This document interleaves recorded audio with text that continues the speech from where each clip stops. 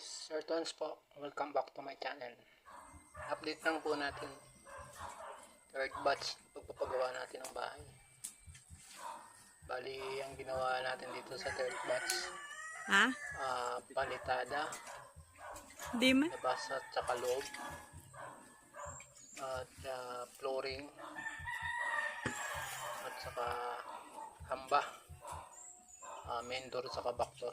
Yun ang ginawa natin kasi yun lang yung kaya ng budget natin.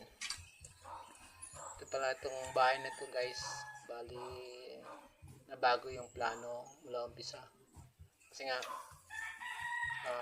yung bubong nito naka-open, kita na unang plano.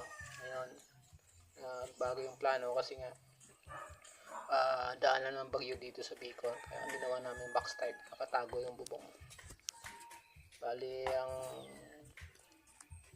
ginawa namin talaga ito third batch kasi nga ito yung budget namin, inuuntay-untay namin, inuunti-unti. Yan, makikita nyo guys, halos paikot na siya na palitada. Ang terrace nya ang siguro mga fourth batch na gagawin, pero may pagbabago pa rin doon sa terrace nya kasi nga maliit nga lang yung terrace. I-adjust namin siguro mga 1.5 meter o kaya 2 meter yung lapad ng terrace. Ito lang kasi yung budget namin para sa third batch, palitada, labas at loob, saka yung hamba ng main door saka back door. Yun lang po yung ginawa namin sa third batch. Bali nag-umpisa kami dito ng 2022, unang batch namin, at yung second batch namin pagpapagawa ng bahay 2023. Halos 3 taon na nakakalipas, pero kahit paano ang mukha na siyang bahay, buo na siya.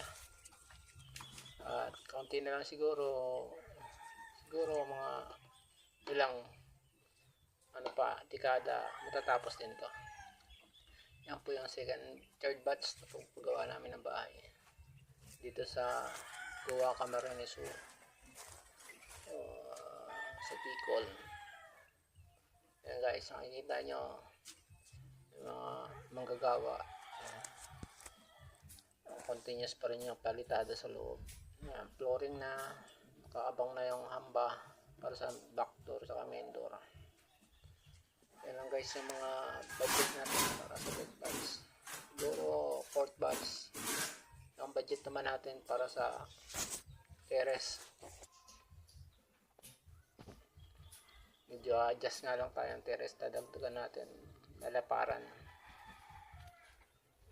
Siguro mga next year fourth batch naman tayo ng pagpapagawa ng bahay. Siguro after 5 years, 6 years, tapos na.